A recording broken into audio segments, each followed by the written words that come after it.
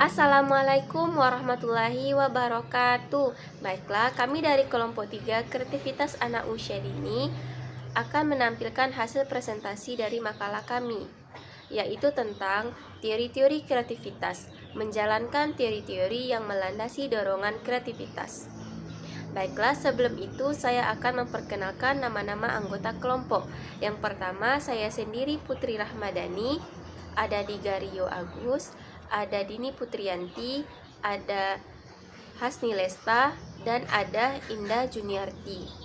Baiklah, yang sama-sama kita hormati Bapak dosen pengampu, Bapak Prima Aulia, SPSI, MPSI. Baiklah, langsung saja kita masuk kepada poin pembahasan pertama yang akan disampaikan oleh saya sendiri. Poin pertama adalah pengertian kreativitas. Menurut Utami Munandar, tahun 1995, halaman 25, menyatakan bahwa kreativitas adalah suatu kemampuan umum untuk menciptakan suatu yang baru sebagai kemampuan untuk memberikan gagasan-gagasan baru yang dapat diterapkan dalam pemecahan masalah, atau sebagai kemampuan untuk melihat hubungan-hubungan baru antara unsur-unsur yang sudah ada sebelumnya.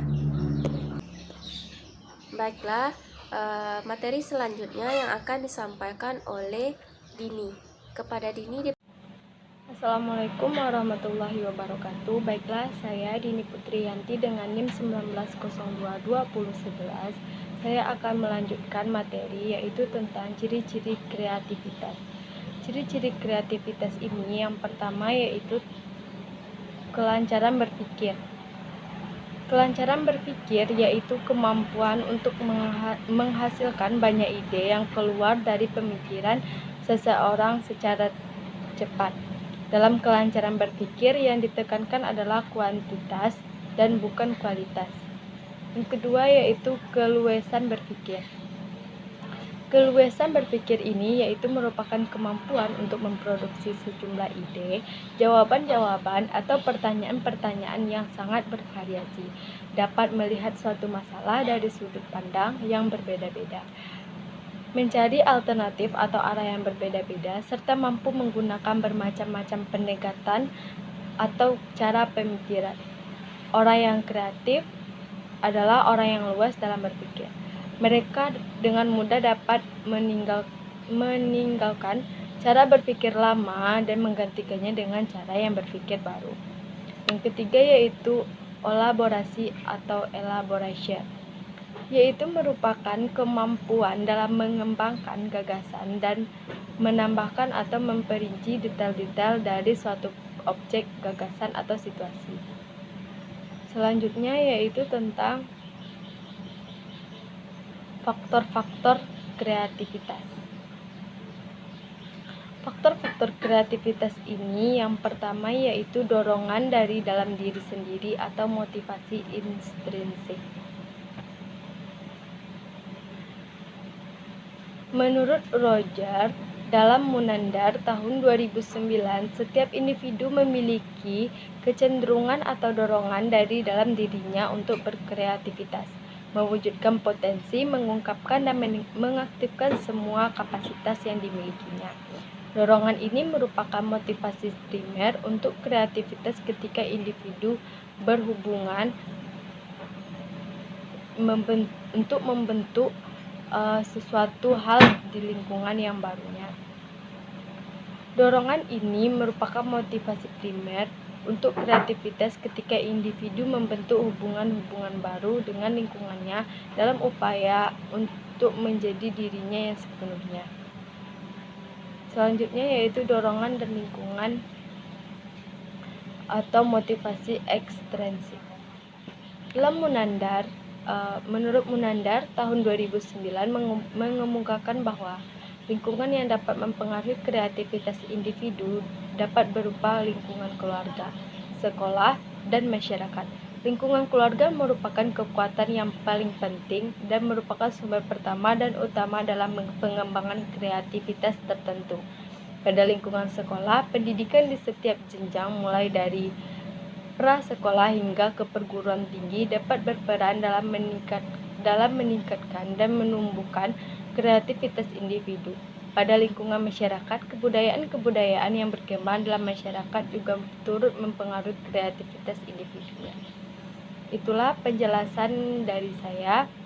Apabila ada kesalahan, saya mohon maaf. Saya sudahi dengan wassalamualaikum warahmatullahi wabarakatuh. Terima kasih kepada Dini.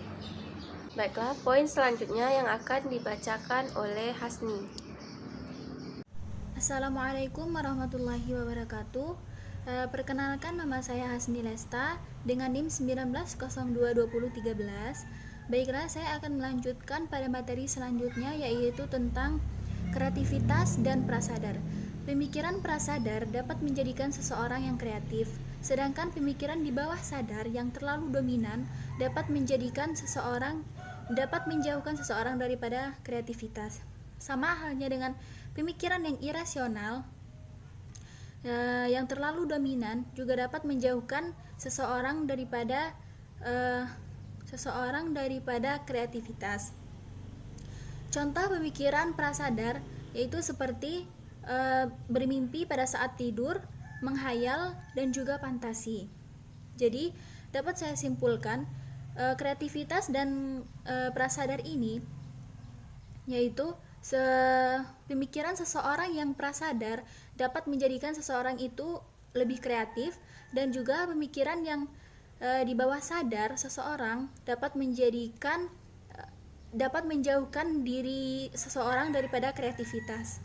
Baiklah, materi selanjutnya yaitu hubungan antara intelijensi dan juga kreativitas. Kreativitas dan intelijensi merupakan dua ranah kemampuan manusia yang berbeda dalam sifat dan juga orientasinya. Dalam konteks keterkaitan, intelijensi tidak dapat dijadikan kriteria unggul untuk mengidentifikasi orang-orang yang kreatif. Jadi, seseorang yang mempunyai kemampuan intelijensi tidak dapat dikatakan kreatif, karena orang yang kreatif tidak hanya seseorang yang mempunyai kemampuan intelijensinya saja, tetapi juga mempunyai banyak pengalaman dan juga lain sebagainya. Jadi, anak-anak yang dapat dikatakan kreatif yaitu anak-anak yang mempunyai kemampuan intelijensi yang kuat dan juga pengalaman, serta anak yang berani melakukan hal-hal baru yang positif. Baiklah, materi selanjutnya. Terima kasih kepada Hasni. Poin selanjutnya yang akan dibacakan oleh Indah. Kepada Indah dipersilakan. Terima kasih. Baiklah, terima kasih kepada Saudari Hasni Lesta yang telah memberikan materinya kepada teman-teman. Selanjutnya, saya Indah Junarti akan menambahkan sedikit materi yang berjudul dorongan dan motivasi. Dorongan dan motivasi dapat dibagi menjadi dua. Yang pertama, seperti motivasi intrinsik dari kreativitas. Yang kedua, motivasi eksternal dari perilaku kreatif. Saya akan menjelaskannya satu persatu. Yang pertama, motivasi intrinsik dari kreativitas. Motivasi ini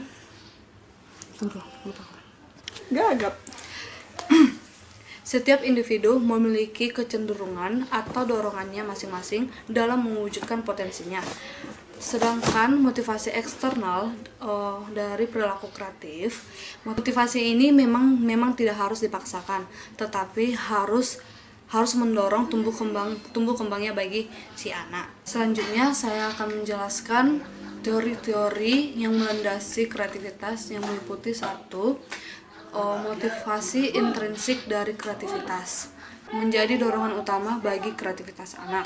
Hal ini disebabkan dari kesadaran diri sendiri tanpa paksaan. Karena itu, pemberian motivasi dari orang tua atau guru hendaknya ditunjukkan bagi kebutuhan kesadaran diri si anak. Kesadaran diri sendiri itu dapat dilihat dari pemahaman, pengertian, atau dengan kita tidak memakai kekerasan dalam mendorong motivasi si anak. Sekian materi dari saya, kurang dan lebihnya saya mohon maaf. Saya kembalikan kepada moderator. Poin terakhir yang akan disampaikan oleh Diga. Kepada Diga dipersilahkan. Baiklah, saya pemateri terakhir yaitu tentang tentang kondisi eksternal yang mendorong perilaku kreatif. Menurut Supriyadi, tahun 2001 nomor 7, kreativitas adalah kemampuan seseorang untuk melahirkan sesuatu yang baru, baik berupa gagasan maupun karya nyata, yang relatif berbeda dengan yang telah ada sebelumnya. Sedangkan menurut Kurniati dengan Rahmawati, tahun 2010 nomor 38, pesona dan rasa takjub, mengembangkan imajinasi, rasa ingin tahu, serta banyak bertanya merupakan sikap natural anak yang mendasar yang sangat menunjang tumbuhnya kreativitas. Dengan potensi kreativitas alami yang dimilikinya, maka anak akan senantiasa membutuhkan aktivitas yang syarat dengan ide kreatif. Sedangkan menurut Susanto, tahun 2011 nomor 99, selain tumbuh dan berkembang, anak-anak adalah pribadi yang aktif, suka bertanya, rasa ingin tahunya lebih tinggi, suka berimajinasi. Kalau anak bertanya tentang sesuatu, jawablah sesuai usia anak. Penjelasan yang terbelit-belit akan susah diterima oleh akal anak. Adapun faktor eksternal atau faktor lingkungan, yaitu yang dapat mempengaruhi kreativitas individu dalam lingkungan kebudayaan yang mengandung keamanan dan kebebasan psikologis. Peran kondisi lingkungan mencakup lingkungan dalam arti kata luas, yaitu masyarakat dan budaya. Ada kebudayaan kreativogenetik, yaitu kebudayaan yang memupuk dan mengembang kreativitas dalam masyarakat, antara lain yang pertama terjadinya sarana kebudayaan, misalnya ada peralatan, bahan, dan media. Yang kedua, adanya keterbukaan terhadap rangsangan kebudayaan bagi semua lapisan masyarakat. Yang ketiga, menekankan pada becoming dan tidak hanya be, artinya tidak menekankan pada kepentingan untuk masa sekarang, melainkan berorientasi pada masa mendatang. Memberikan kebebasan terhadap semua warga negara tanpa diskriminasi, terutama jenis kelamin. Yang kelima, adanya kebebasan setelah pengalaman tekanan dan tindakan keras. Artinya, selama kemerdekaan diperoleh dan kebebasan dapat dinikmati. Yang keenam, keterbukaan terhadap rangsangan kebudayaan yang berbeda. Yang ketujuh, adanya toleransi terhadap pandangan yang berbeda. Yang kedelapan, adanya interaksi antara individual yang berhasil. Yang sembilan, yang terakhir, adanya insentif dan penghargaan bagi hasil karya kreatif. Itulah presentasi dari kelompok kami. Jika ada salah kata-kata, mohon maaf. Saya tutupi dengan wabillahi taufiq wal hidayah, warida walinaya, wassalamualaikum warahmatullahi wabarakatuh. Yaitu masyarakat dan budaya. Ada kebudayaan kreativogenetik, yaitu kebudayaan yang memupuk dan mengembang kreativitas dalam masyarakat, antara lain yang pertama terjadinya sarana kebudayaan, misalnya ada peralatan, bahan, dan media. Yang kedua, adanya keterbukaan terhadap rangsangan kebudayaan bagi semua lapisan masyarakat. Yang ketiga, menekankan pada becoming dan tidak hanya be, artinya tidak menekankan pada kepentingan untuk masa sekarang, melainkan berorientasi pada masa mendatang. Memberikan kebebasan terhadap semua warga negara tanpa diskriminasi, terutama jenis kelamin. Yang kelima, adanya kebebasan setelah pengalaman tekanan dan tindakan keras. Artinya, selama kemerdekaan diperoleh dan kebebasan dapat dinikmati. Yang keenam, keterbukaan terhadap rangsangan kebudayaan yang berbeda. Yang ketujuh, adanya toleransi terhadap pandangan yang berbeda. Yang kedelapan, adanya interaksi antara individu yang berhasil. Yang sembilan, yang terakhir, adanya insentif dan penghargaan bagi hasil karya kreatif. Itulah presentasi dari kelompok kami. Jika ada salah kata-kata, mohon maaf. Saya tutupi dengan wabillahi taufik wal hidayah, waridha walinaya.